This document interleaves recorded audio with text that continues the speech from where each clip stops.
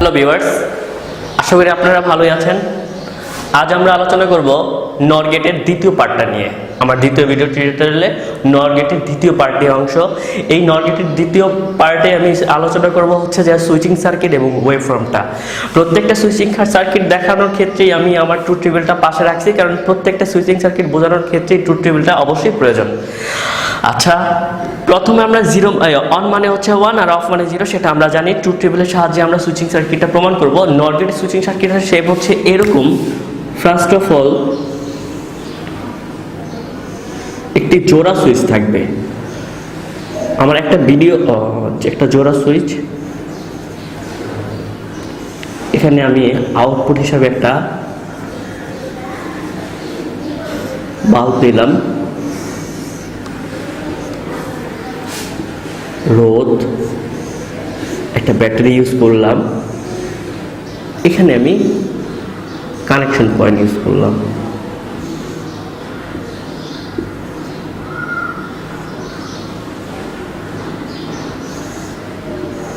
এটা হচ্ছে যে হাই ভোল্টেজ, এটা হচ্ছে যে লো ভোল্টেজ। আমরা আউটপুট হিসেবে একটা বাল্ব দিলাম, সুইচ, একটা সুইচ নিলাম এ, একটা সুইচ নিলাম বি। আচ্ছা, এটা হচ্ছে নর গেটের সুইচিং সার্কিট। একটা সুইচিং সার্কিট দেখলে কিভাবে বুঝবো কোনটা নর গেটের, কোনটা ন্যান্ড গেটের, কোনটা অ্যান্ড গেটের, কোনটা কোন গেটের সুইচিং সার্কিট, সেটা নিয়ে ছোট্টখাটো একটা ভিডিও করব। সেটা হচ্ছে টেকনিক। খুব সহজে কিভাবে সুইচিং সার্কিট দেখলেই বুঝবো যে এটা এই গেটের, এটা এই গেটের। কিন্তু অবশ্যই আমাকে ইমপ্লিমেন্ট করে হয়তো বোঝা অনেক টাফ। যদি আমার নৈবিত্তিক দিয়ে একটি কোয়েশ্চেন দেয়, তাহলে দেখা যাচ্ছে এত ইমপ্লিমেন্ট আমরা করতে পারবো না। সে কারণে আমি একটি ছোট্ট একটা ভিডিও করব যে সুইচিং সার্কিট চেনার উপায়। আচ্ছা, যাই হোক, এখন আমরা নর গেটের সুইচিং সার্কিটটা দেখার ক্ষেত্রে আমি অবশ্যই ট্রুথ টেবিল, এটা একটা নর গেটের ট্রুথ টেবিল। এখানে দুইটা ইনপুট এ বি, আর এই সুইচিং সার্কিটের দুটো সুইচ, একটা সুইচ এ, একটা সুইচ বি। এখানে আউটপুট হচ্ছে y সমান a plus b whole bar. এখানে আউটপুট হিসেবে আমি একটা বাল্ব দিলাম। আচ্ছা, এখানে দেখি প্রথম মানগুলা a0 b0। a0 মানে a কানেক্ট নাই, a অফ। b0 মানে b কানেক্ট নাই, b অফ। আচ্ছা, যখন a0 b0 থাকতেছে তখন আউটপুট হচ্ছে 1, মানে নর গেটের ক্ষেত্রে দুইটা সুইচ যখন অফ থাকে তখন আউটপুট 1 প্রথম স্টেপের ক্ষেত্রে। আচ্ছা, কিভাবে হয় ব্যাপারটা দেখি।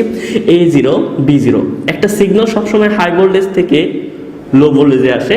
সিগন্যালটা সাপ্লাই হয় হাই ভোল্টেজ থেকে। এখান থেকে একটা সিগন্যাল সাপ্লাই করার পরে এখানে আসার পরে এখানে একটা ওয়্যার পাবে। এই ওয়্যারে সুইচ এ, সুইচ বি আছে, কিন্তু সুইচ এ এর মধ্যে কানেকশন পাবে না, সুইচ বি এর কাছেও কানেকশন পাবে না। তখন এই সিগন্যালটা ঘোরাঘুরি করার পরে কোনো এক সময় সেখানে বাল্বের জায়গায় চলে যাবে মানে বাতিটা জ্বলে যাবে। আচ্ছা, বাতি জ্বলবে মানে হচ্ছে অন মানে 1, আউটপুট হচ্ছে 1। দ্বিতীয় স্টেপটা আমরা দেখি। দ্বিতীয় স্টেপ হচ্ছে a0 b1। আচ্ছা, a0 মানে a কানেক্ট নাই, b1 মানে b কানেক্ট। বিটাকে কানেক্ট করে দেই। যখন বিটাকে আমরা কানেক্ট করছি তখন a0 b1, বিটাকে কানেক্ট করছি মানে আউটপুট 0, মানে বাতি অফ হয়ে গেছে। কিভাবে দেখি, যখন একটা সিগন্যাল হাই ভোল্টেজ থেকে আমি সাপ্লাই করব, আর এখান থেকে একটু দেখে নিই, এই মানটা হচ্ছে যে পজিটিভ লাইন, এটা যেটা হচ্ছে লাল তার থাকে, আর এটা হচ্ছে যে নেগেটিভ, এটা থাকে কালো তার। একটা জিনিস মনে রাখবেন, পজিটিভ এবং নেগেটিভে যখন কানেকশন হয়ে যায় তখন ওইখানে একটা শর্ট সার্কিট হয়। আচ্ছা, আমি যখন এখানে বি সুইচটাকে কানেক্ট করছি তখন এখানে এই যে হাই ভোল্টেজের যে তারটা, এখানে যে লো ভোল্টেজের যে কানেকশনটা, হাই ভোল্টেজ এবং লো ভোল্টেজে দেখেন কোনো পার্থক্য নেই। এখানে কানেকশন হয়ে গেছে, এখানে একটা শর্ট সার্কিট হবে। এটা এখানে টোটালটা জুড়ে একটা শর্ট সার্কিট হবে, আচ্ছা, টোটালটা একটা শর্ট সার্কিট হবে। আচ্ছা, শর্ট সার্কিট হবে কি হলে কি হবে, যখন আমরা এখান থেকে সিগন্যালটা সাপ্লাই করব, সিগন্যালটা আসার পরে এখান থেকে আর এখানে যাবে না। কেন যাবে না? যেখানে শর্ট সার্কিট থাকে প্রত্যেকটা সিগন্যাল সেখানে টাইনা নিয়ে যায়। আমি যতই সিগন্যাল সাপ্লাই করি না কেন, এখান থেকে সিগন্যালটা এখানে চলে যাবে, মানে এখানে আমার এখানে আসবে, মানে আমার এখানে আসবে না। এখানে আসবে না, আমার বাতিটা জ্বলবে না, বাতিটা অফ থাকবে। অফ মানে 0, অফ মানে 0, আমার আউটপুট হচ্ছে 0। a1 b0, a1 মানে a1 আর b0 মানে বিটাকে ডিসকানেক্ট করে দিই, তখন আবার এই পাশ দিয়ে শর্ট সার্কিট হবে, তখন আবার সিগন্যাল সাপ্লাই করে এখানে আসবে না, লাইন আসবে না, মানে অফ থাকবে, অফ মানে 0। a0 a1 b1 দুইটাই কানেক্ট করলে কি হয়, একটা কানেক্ট করলে শর্ট সার্কিট হয়, দুইটা কানেক্ট করলে শর্ট সার্কিট তো হবেই। শর্ট সার্কিট হলে সিগন্যাল এখানে আসবে না, তাহলে সিগন্যাল আসবে না মানে বাতি জ্বলবে না, বাতি অফ থাকবে, অফ মানে হচ্ছে 0। এখন দেখে নেব আমরা নর গেটের ওয়েভ ফর্মটি। নর গেটের ওয়েভ ফর্ম করার ক্ষেত্রে ট্রিপলা পাশে আছে, আমি এখানে এ সুইচ বি সুইচ আছে, আমি এখানে দুইটা ওয়েভ ফর্ম নিছি, একটা এ সুইচের ওয়েভ ফর্ম, একটা হচ্ছে বি সুইচের ওয়েভ ফর্ম। অবশ্যই ওয়েভ ফর্মগুলো আমি আগের ভিডিও টিউটোরিয়ালগুলোতে কীভাবে হবে সেটা দেখিয়েছি। আচ্ছা, এখানে এ আর বিকে যদি নর করি তাহলে হয় এ প্লাস বি হোল বার। আচ্ছা, প্রথমে আমি এই একটা সুইচ নিছি, এই সুইচটার প্রথমে এটা হচ্ছে 5 ভোল্টেজ মানে অন, এতটুকু সময় অন ছিল, এখান থেকে আসার পরে সুইচটা অফ করে দিয়েছে মানে ডাউন হয়ে গেছে, এতটুকু সময় অফ ছিল, আবার সুইচটা অন করছি, ডাউন হয়ে 5 ভোল্টেজে চলে গেছে, 5 ভোল্টেজ থেকে আবার এতটুকু সময় যখন ছিল সুইচটা অফ করে দিয়েছে, সুইচটা আবার এখানে চলে আসছে মানে ডাউন হয়ে গেছে, আবার এতটুকু সময় পরে সুইচটাকে আবার অন করা হয়েছে মানে 5 ভোল্টেজে চলে গেছে। এটা হচ্ছে এই সুইচের ওয়েভফর্ম। একইভাবে বি সুইচের ওয়েভফর্ম, প্রথমেই ডাউন ছিল, প্রথমেই সুইচটা দেওয়া ছিল না, এতটুকু সময় যখন ছিল তারপর সুইচটাকে অন করা হয়েছে, অন করে মানে 5 ভোল্টেজে চলে গেছে।